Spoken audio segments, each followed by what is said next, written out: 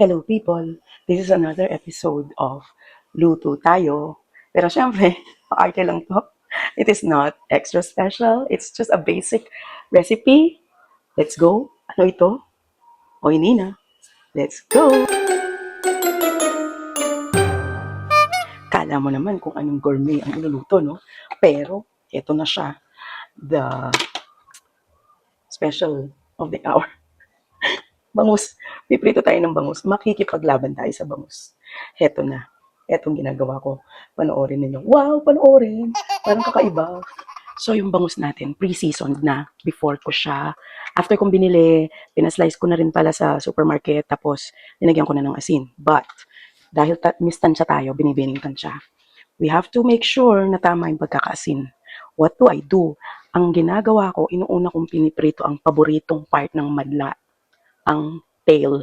Siyempre, hindi natin gusto to, no? Kaya ako nagtsatsaga para tikman. So, ito muna yung fry ko para matikman ko kung tama yung pagkaka-season ng bangus ko.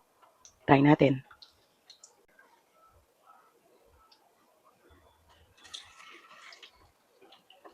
Hindi mo na masyadong malakas ang apoy kasi tatalsik sa atin ang mantika.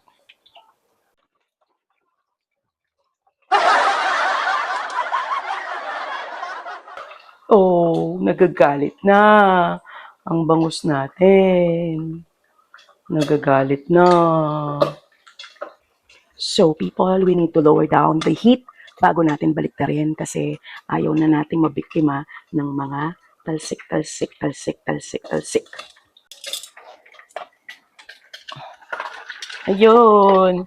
Perfect golden brown. Golden brown. Golden brown. Ay, galit, galit, galit, galit, galit.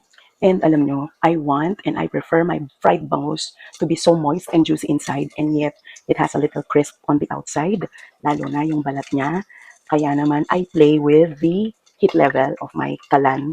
Either I put it on high or put it on medium and syempre put it on low kapag check ko na si bangus. Low na tayo kasi kukumustahin na natin siya and I think it's good na para i-rescue. Siya yung re-rescue o tayong kailangan ma-rescue. Good luck. I'm using tong para mas mabilis. Ay, pesos! Kasi hindi nakatingin. Oh, look at that.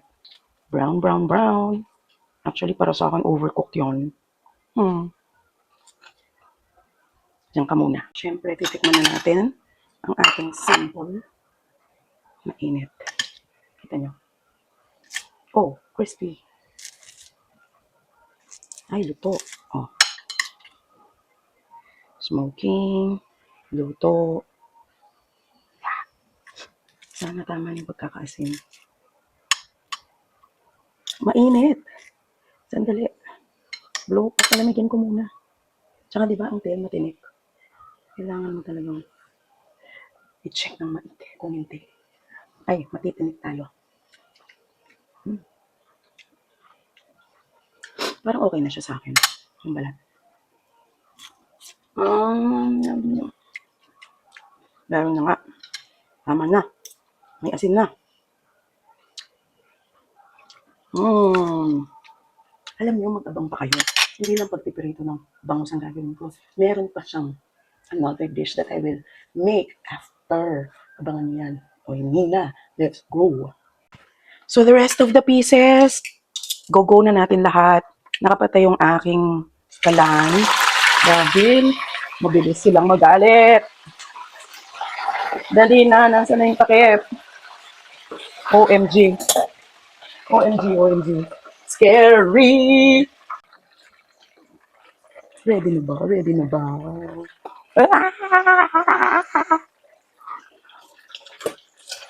Oh, gando. Ay, ang ganda. Ayoko ng overcooked eh. Ayoko ng matigas na laman. Kahit anong fish, ayoko. Iyon natin ulit. Iyon na natin ulit.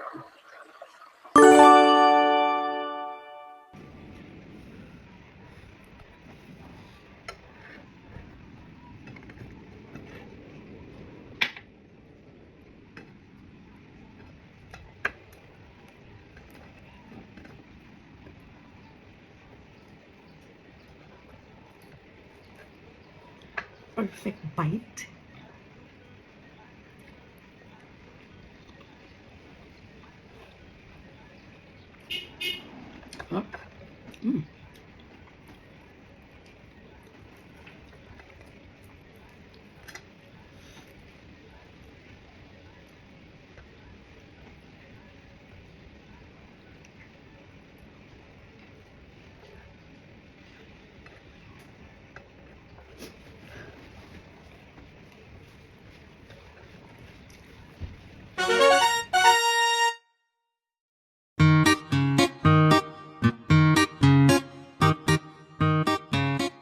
So, eto na yung medyo second recipe after the pritong bangus. Ngayon, since may leftover tayo, ayaw natin kainin ito bukas. Tapos iinitin na lang, ayaw ko yun, ayaw namin yun. So what we'll do, we will recreate this into another dish. So, Oilina, let's go!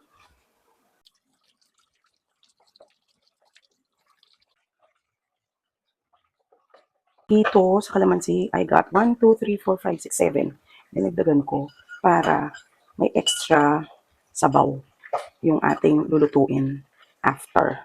So yan. Ngayon, nasa sa inyo. Depende. According to your preference. Kung gusto nyo maasin, kung gusto nyo konti lang, pwede naman. Kayo nang mag-adjust. Okay? Let's go. O hindi na.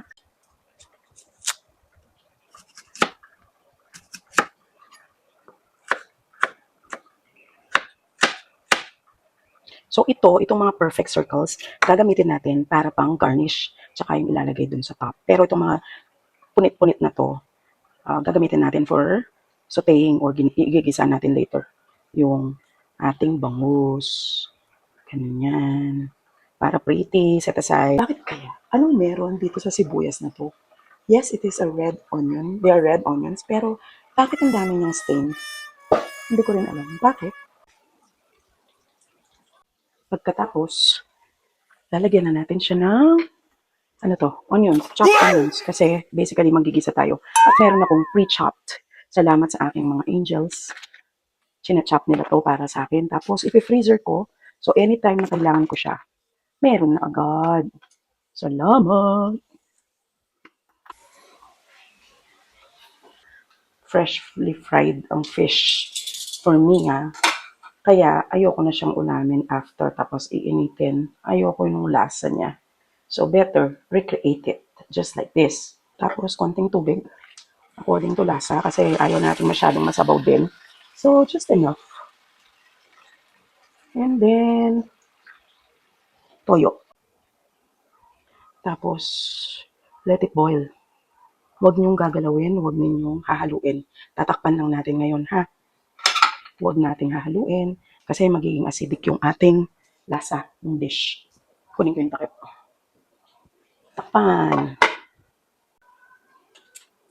Pwede na kasi nga boiling na siya para rin yung lasa ng bangus mapunta dun sa juice or sa sauce. Yan na siya. Tapos, season to taste.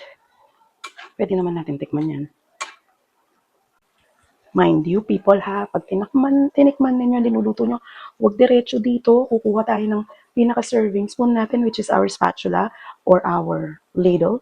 Tapos, ipopour ninyo sa separate kutsara. Ang alat.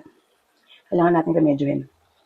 At saka huwag nyong ipuput in contact dun sa sinubo nyo na kutsara. Dapat malayo. Okay? Pang remedyo, either we add more water and we add a little sugar. Brown sugar, white sugar, kahit alin, pwede. Sana mawala yung alat. Let's try again. Pero mix muna natin. Hehehe. Halagyan ko yung tubig. Depende.